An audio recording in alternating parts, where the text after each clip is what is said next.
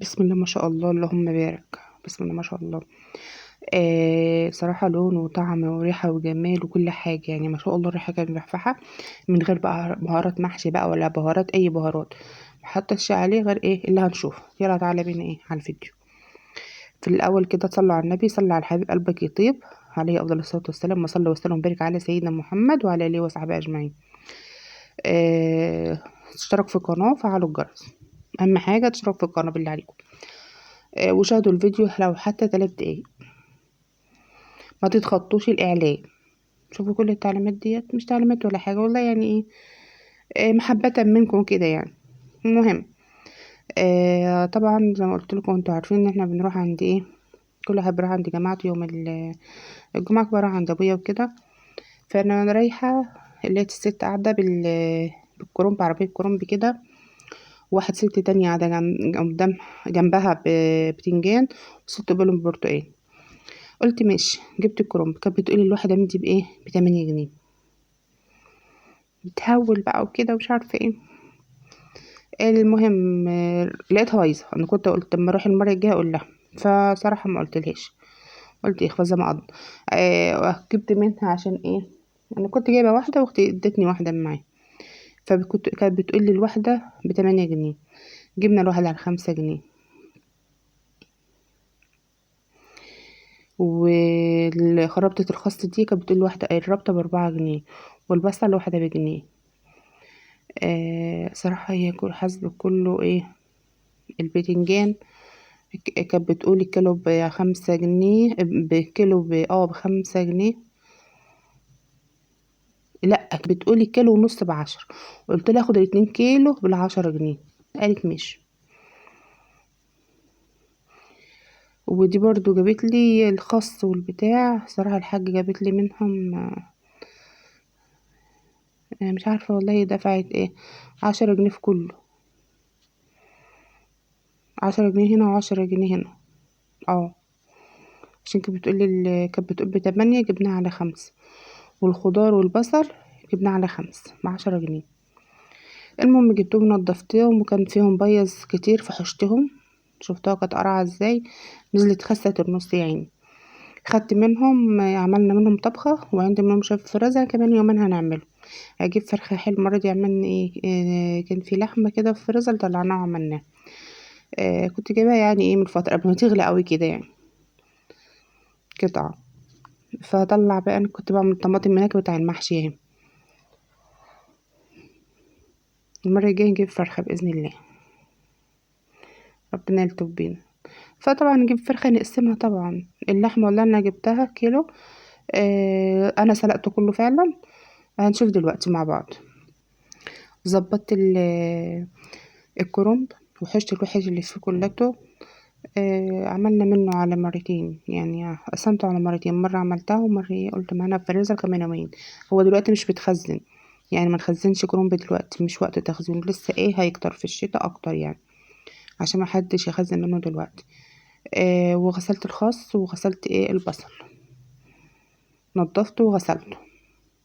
وجبت، انا كنت نضفتهم على الميه غليت بس، قمت جايبه الكرنب سلقاه. طبعا حطيتها كده في الاول عليه الجهه اللي هي اللي قطعنا ديت منها، اللي هي العروق يعني، لحد ما استوت السوا اللي احنا عايزينه. وقمت انا قلباها شويه هي من تحت كده، متاخدش كتير بقى. واطلع ايه واحده بواحده، طلعتهم في الاخر. واصب عليهم كلهم تحت ايه الحنفيه. طبعا مطلعه على بعضه، فايه حتى لو مطلعاه فيه سكه صغيره قرمشه كده، اما بنطلعه على بعضه بقى الميه السخنه ايه، بحاول احوشه بسرعه عشان الميه السخنه متسلقوش قوي عن كده. انا مش عارفه اصلا الست كانت عارفه ان دي بايظه ولا لا. هي انا والله بعرفش انقيه. قلت لها نقيها لي. هم قاعدين قدام بيت ايه والدي، قاعدين بيت قدام الباب بالظبط بتاع ابويا. قاعدين بقى. حتى بتاع انا لما لقيتني بتاع البرتقال، لما لقيتني بجيب كرنب واجيب البتنجان، بتقول لي مش معنى تعالي خدي برتقال. قلت والله اني جايبه من السوق. انما ما كناش جبنا كرنب ولا كده ولا بتنجان صراحه. والبتنجان قلت اما اجيبه بقى بالمره ايه، ده كان اصلا غالي، الكيلو ب10 جنيه والكيلو ربع. هي ما ايدي كيلو ونص، قلت لها 2 كيلو. قالت ماشي خدي 2 كيلو. جبت منها اسمر وابيض. المهم جبت الكرنب اهوت. خلصته وغسلته كله، وواحدة واحدة كده تحت الحنفية. حطيت في المية بتاعة السليق شوية كمون لو انتوا شفتوهم، معلش نسيت اقول لكم، وملح وليمون، عصرة ليمون. الكمون ده بخلي الريحة فيه جميل اوي لحد في طبوخ حتى. قطعت جبت الورق، هو فعلا كان الورق متبهدل، من في واحدة كده كانت متبهدلة، بس حاولت ان انا اقطع منها، يعني ايه، اعمل منها على قد ما اقدر.